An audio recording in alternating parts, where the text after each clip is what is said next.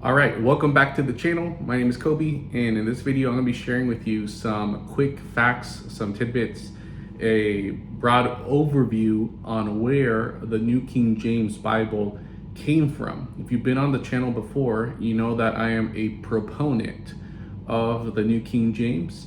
It's not the only Bible that I use. I will refer to other Bible translations as well. But as far as primary preaching Bible, devotional Bible, and what I would recommend to people, it's got to be the New King James. Not too long ago, I made a video where I was sharing why I switched from the ESV to the New King James. If you want to check that out, I'll hopefully have it pop up here or down in the description of this video somewhere. You'll be able to find it. And as I notice people are getting more interested in the New King James, I thought it would be good to get some quick facts about where this translation even came from.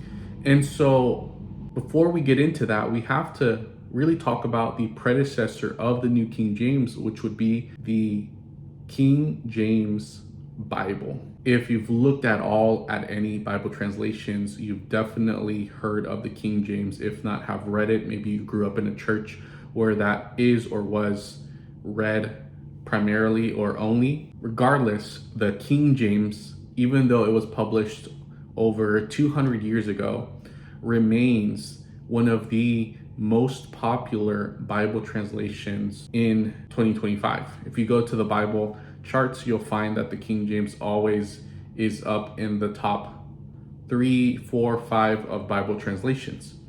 And there are a lot of reasons for that. And if we are talking about the King James, we have to acknowledge the impact it's had on church history and on many believers throughout the years. And that brings us to one of the critiques of the King James. There are a lot of things to celebrate about it, a lot of good things. And I would also recommend go ahead and read the King James if you'd like. But if there were any critiques about it, it would have to be the literary style that it's written in. Some people would describe it as Elizabethan English. There's a lot of debate on that, on its readability. Regardless, this video is not to debate the readability of the King James. It's just to state that if a person has picked up the King James and has not pursued reading it regularly, one of the reasons, probably the top reason for that, has to do and revolve around the literary style, the readability of it. The these, the thous, ye's, yeas, the end of verbs, or even certain words that were used back when it was written that aren't in popular usage today. So all of that mixed together is one of the primary reasons why people don't pick up or continue with the King James.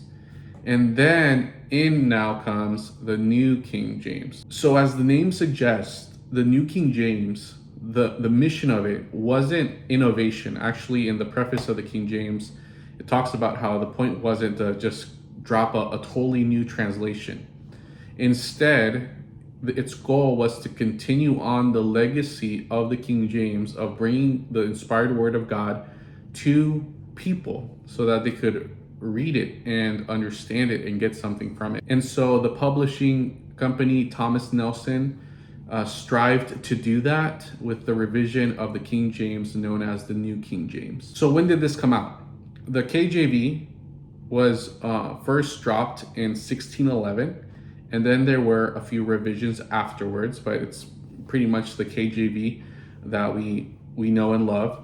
And then the New King James, it started being put together and it came out in the late 70s, early 80s. So really to map it out, in 1979 is when the New Testament of the New King James was officially released. In 1980, we got the Psalms, and then finally in 1982, the New King James was finally published. We had the Old and the New Testament, and that's when we got our official New King James. So this happened over a period of over 7 years, where there was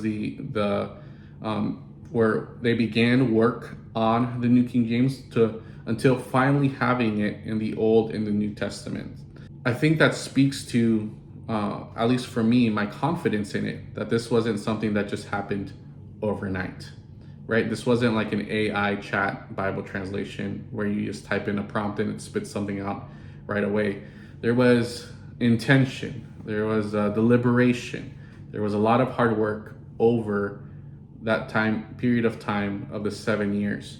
Also important to note was that the New King James, it wasn't just the work of a few people. There was much oversight, and in some ways, for some people's opinion, that might be something that can be abused, but it should give us confidence that there was so much oversight, because this wasn't just a one person or a two person idea, but there were committees and subcommittees. There was accountability.